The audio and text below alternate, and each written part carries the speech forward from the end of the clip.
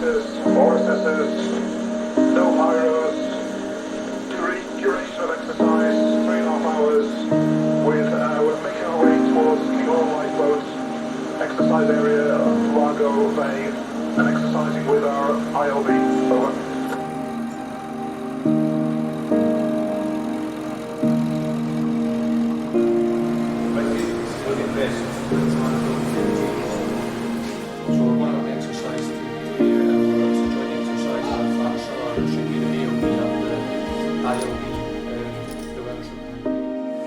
One of the wonderful things about the Royal National Lifeboat Institution is that we're all volunteers. So local communities come together to supply or to support a rescue service at sea. We do not have a professional rescue service at sea in the United Kingdom or Ireland. It's the Royal National Lifeboat Institution. So we recruit from the local community. We're very lucky that in Kinghorn we have a culture of volunteering, of people helping each other. And what you'll find with the lifeboat crew is all they want to do is help. It's quite simple. There's nothing fancy about it. There's no bravery or anything like that. They just want to help. And I think that speaks volumes for Kinghorn as well, because Kinghorn supports the lifeboat not only in terms of the crew, it also supports us in terms of money. We are a charity, so the money that runs the Royal National Lifeboat Institution comes from the public. Here in Kinghorn, we have a wide range of volunteers from 17 years of age, the youngest that we can take them into the boat crew, all the way through to about 70 years of age. We have various roles within the station, so there are those who go out in the boat, there are those who drive the tractor, and we have people who look after normally the shore crew will make sure that everything's safe, a safe environment for the lifeboat to come out on.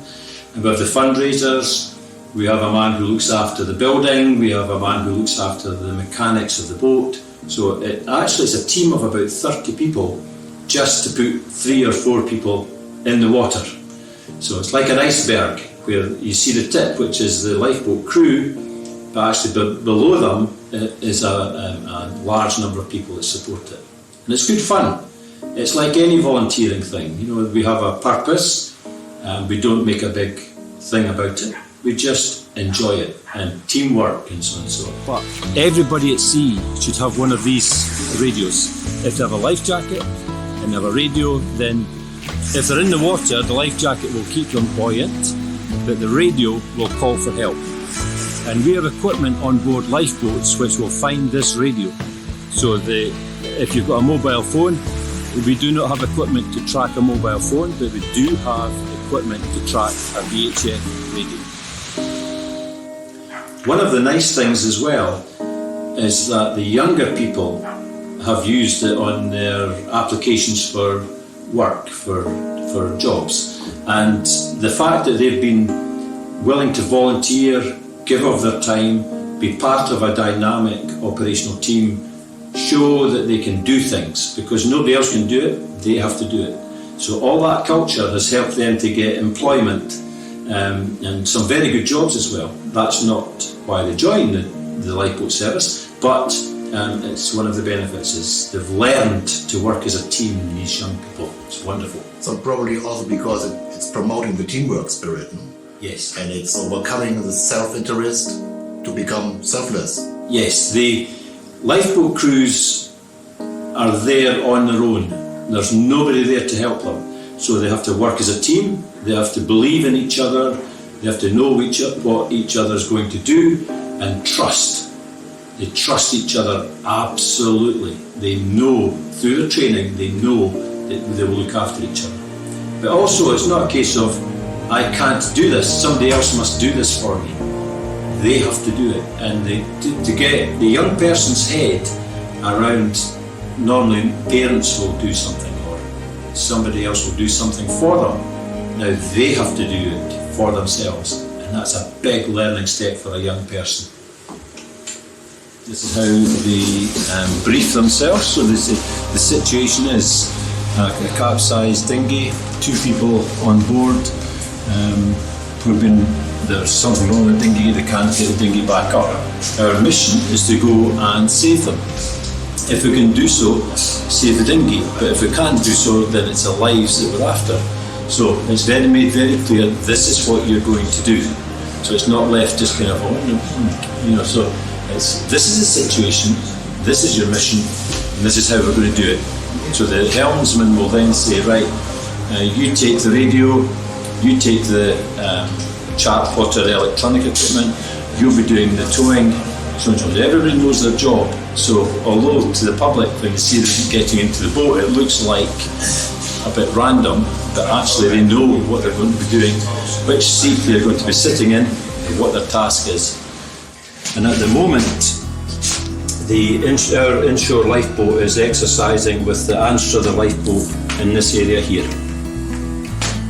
And so Anstruther has come from here, and our lifeboat has gone to there to meet, and they're now doing an exercise. They're searching for a dummy which we have put into the water. They will do various search patterns and working together. So the Anstruther lifeboat will take command of the search, and it will tell the inshore lifeboat where to search and what pattern to use. Useful to do it on a nice, quiet, relaxed day, because when lifeboats have to do it for real, looking for fishing boats or fishermen or yachtsmen or whatever, they need to know exactly what to do and not think about it, but know exactly what to do because they've practiced it. So we're just going to be at Marble Bay area. Obviously for us it's the weather's good visibility in that just now, but obviously marked up we've still got the 3 rigs down of metal, so we just need to make sure we're in the right berth all the way down. Stern tow and then from that into an side tow, we can swap about with other boats.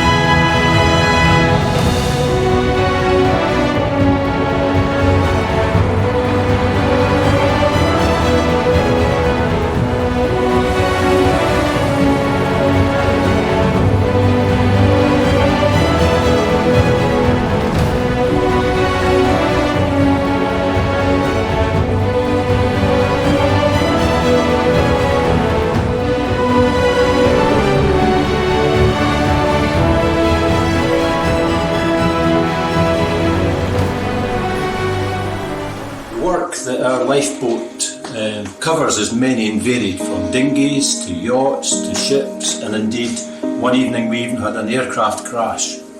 In February of 2001, the winds were coming from Europe and the waves and the wind were coming in to the Firth of Forth towards Edinburgh and Kinghorn here.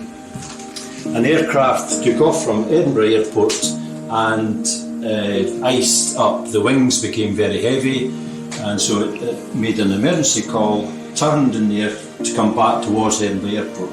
So on the chart, it turned over Inchkeith Island, came over Inchkeith Island, and was heading back towards Edinburgh Airport. Unfortunately, because of the icing, the aircraft crashed into the sea just to the west of Edinburgh. So Kinghorn Lifeboat launched to what was reported as 22-seater aircraft, but in fact it was 2 pilots and the Royal Mail, and the aircraft crashed here. On the bigger chart you can see that we have Granton, which is the part of Edinburgh, and it was on the sands, a large area of sand here. The tide at that time was in, but this is very shallow. So the aircraft crashed into very shallow water. Sadly, the two pilots were killed. Our lifeboat came straight across. It was there within 10 minutes. Queensferry lifeboat came from the Forth Bridges, so she was there within 10-15 minutes, and the Anstruther lifeboat, which is an all-weather, a bigger lifeboat, came down from Anstruther and so on. So we had 3 lifeboats on scene, and we had a helicopter as well came over. So it was declared a major incident, so the police, fire, ambulance, everybody was there until we recovered the 2 pilots from the aircraft, sadly, who had died. This picture shows, it's a nighttime photograph of our lifeboat alongside the aircraft.